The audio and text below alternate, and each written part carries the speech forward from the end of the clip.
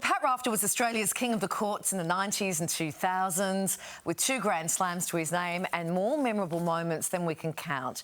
Since stepping away from the sport almost 20 years ago, 20 years ago, the tennis great has been keeping busy with everything from modelling campaigns to fundraisers. Well, now the former world #1 is adding yet another string to his racket, helping to serve up some serious sporting style with the launch of his very own lifestyle brand, Rally. About time he was celebrated as a style icon, don't you think, Carl? Well, at least he's got his clothes on, because usually he's in undies, right? Hello, nice to see you with a shirt on, Pat Rafter. Thank you, Carla.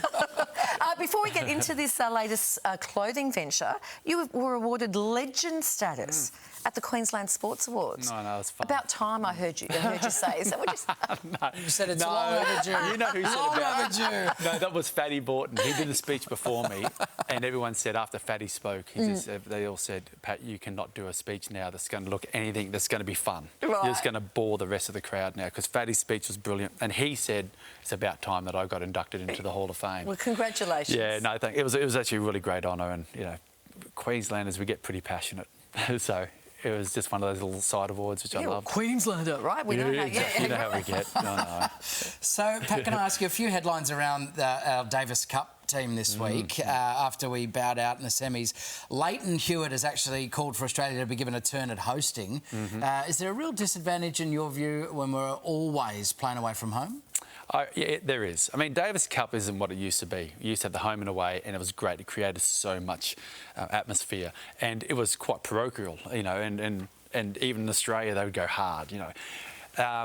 And you don't get that anymore. So the Davis Cup was sort of dying in its own slow death.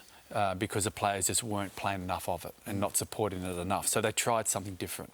And unfortunately, Leighton's, you know, he's very correct that, you know, you go to Europe, all the Europeans can travel there. Australians, you might get a handful of them. That's the reality of it. You're not having a Davis Cup atmosphere of home and away ties, and that's a real shame. A real shame. Still on the psychology of sport, the Aussie cricket team just struggled a little bit last week.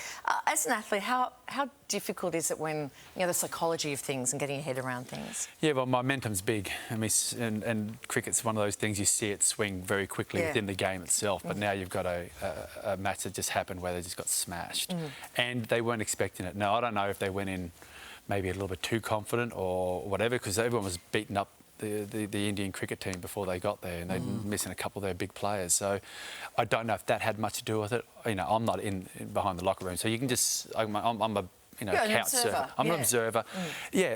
Listen, it's only going to make them hungrier. They're a great team, so you'd expect Australia's going to bounce back hard.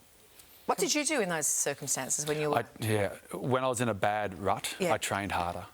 And then had a few party nights too, just to break things down. I like that. But you had to have the balance, I thought. But no, it was all about training harder and harder. And if you train hard, something will turn at some stage. And when you get on those rolls, you need to stay on them as well. Your ruts were very infrequent, though, Pat. Oh no. Oh, let me tell you, you didn't watch enough of me play. Hey, some bad ruts. Can we you're not in a fashion rut, that's for sure.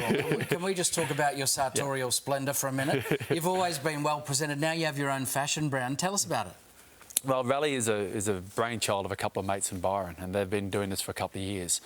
And it's pretty hipster. You'll see some of the stuff in there, and the young kids promoting it. And it's sort of like one of those sporting wear with lifestyle. And let's go and wear it, go down the pub and have a drink. And it's in its infancy. The first range just dropped. So it's going to explore itself over the next few years for sure and grow. It's a lot of fun, and a lot of my mates are in this business together, and we're just going to have some fun with it. Carlos, what about some of the language he's using? You know, hipster, it's just dropped. Just dropped, yeah. You like that? Yeah, I like what you're throwing down there. It's a collection? It's a collection. I didn't use that one. I'll use that next one. You need to use that. What's Powderfinger got to do with it? It's the Aussie rock band. Yeah, well, Bernard Fanning's in. He's one of the owners, investors in it, and Darren Middleton.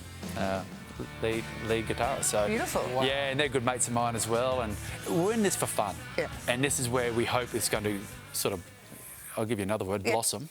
Yeah. And then we can all have a bit of fun with it. Yeah. Well, if Bernard and Pat are in, Kyles, it's good enough for me. It's good enough for you, yeah. It's wearable at the pub. It's blossoming. What about your gorgeous wife, Lara? Because she's a super stylish woman. Yeah, she is. She's super stylish. She makes up for me. And my daughter as well, she's jumped on the bandwagon of fashion as well. Wow. And my son as well. He's got to get rid of that So moustache. is this the fam at That's the the fam. at yeah, the recent awards night. Yeah. Look at that beautiful Kyles, you know family. a thing or two about fashion. How would you rate that? That's elite, isn't it? That is that's elite. flawless. Every generation flawless.